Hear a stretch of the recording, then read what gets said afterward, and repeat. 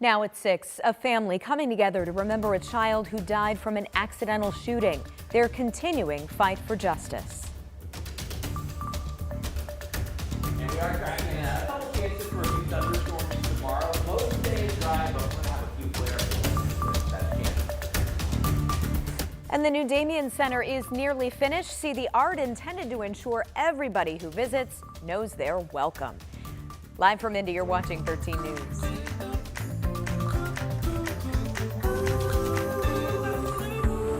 Happening now, an Indianapolis family gathering to celebrate the life of a 4-year-old killed in an accidental shooting.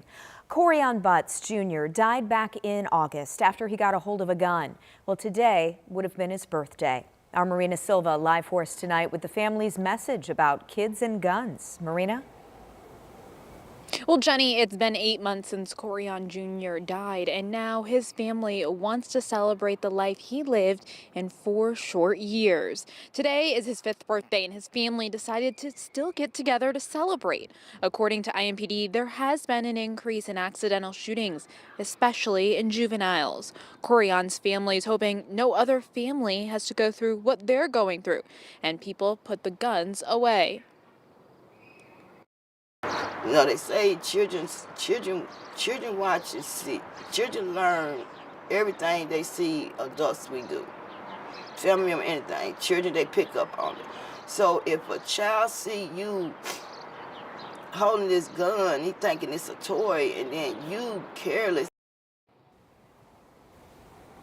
IMPD is investigating it, but there have been no arrests. His family is hoping that justice is served. Back to you, Jenny.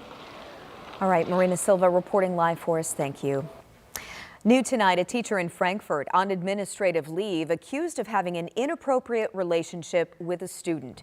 The superintendent of Frankfort schools sharing a letter telling parents about a, quote, serious incident.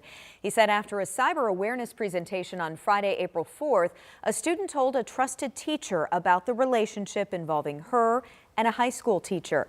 After reporting those allegations to police and DCS, the teacher was brought in for questioning and placed on leave. Frankfort police tell 13 News this is an active investigation, and the superintendent says he'll recommend the teacher's contract be canceled at tomorrow night's school board meeting. Right now, we're tracking a good mix of clouds and some sun. We've had a good batch of clouds over the past, let's say 3, 4, 5 hours, but it's starting to leave again. And so when we're looking across central Indiana, notice a little bit more sun there by Eagle Creek, a little bit more sun by Morris, and you can even see a few more shadows now popping up around Indianapolis and Carmel. Still kind of cloudy in Connorsville. The Spartans, we got to now wait a little bit longer. Same story in Greensburg, but just expect a mix of clouds and sun throughout the rest of this evening. Now, technically, we are warmer than yesterday, but with those winds, sometimes it feels still a little bit cool. We're at 70 in Terre Haute, a little bit cooler in eastern Indiana where that cloud mass is over us, but we're starting to get a little bit sunnier. So just to the west, from Hendricks County west to Greencastle and Lafayette, we are technically warmer, but there's a good stiff southeast wind out there. I think we'll keep that overnight tonight. So look, temperatures are not going to drop very quickly, but tomorrow we've got another front on the way that could spark some storms and maybe a few of them severe. We're going to let you know who has the best chance for a storm coming up here in a bit. All right, see you then, Matt. Thank you. At least 2 school districts will have e-learning days tomorrow because of a protest over Indiana's property tax bill. Teachers and staff are attending a day of action at the State House. Monroe County Community Schools and Pike Township Schools announced e-learning days for Monday. Senate Bill 1 would dramatically decrease money for school districts. Plus, they'd have to share property tax revenue with charter schools. The new Damien Center facility is nearing completion right now. It'll soon be the first purpose-built facility for people living with HIV in our state. Anna Chalker tonight shows us how volunteers today contributed to the construction process. While this space is full of construction equipment now, it will soon be transformed into a center that will help thousands. But we'll be able to bring people in that otherwise we couldn't serve. And tucked away in this hallway, And it might help to kind of scope out the wall first, is the center's newest piece of art. We wanted art pieces to sort of represent and celebrate all the work we've done in the past and the future and the people who do it. It's part of the Damien Center's new facility. This 56,000 square foot building will hold expanded services, programs, and more for people living with HIV in Indiana. There's all kinds of wonderful new things, employment and workforce development programs, new things that we're going to be able to expand into that we just couldn't do because of space before. The facility will be full of new artwork, but this mural will symbolize the growth of the LGBTQ+ community. Community is Life was designed by local artists Tiffany Black and Kahar Bezad. The idea is what you'll do is pick out a number. And they're getting help with the painting from dozens of volunteers. Damien Center has such a huge community of supporters.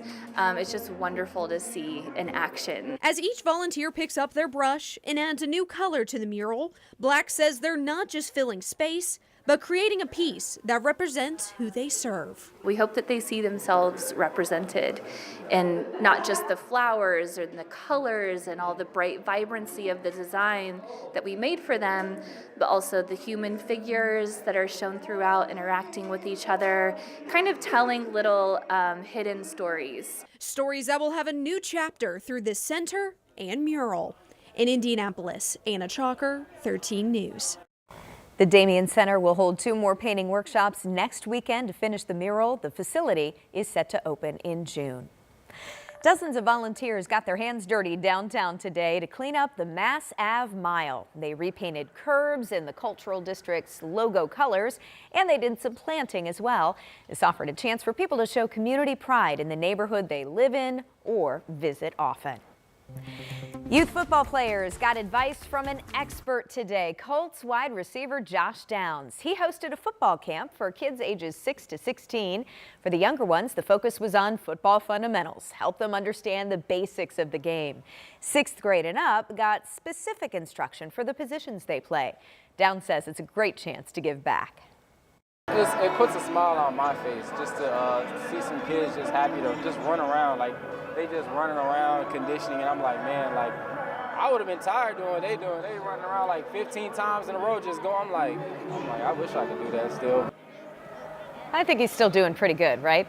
Downs also said the biggest advice he has for kids, they should play multiple sports to develop more skills.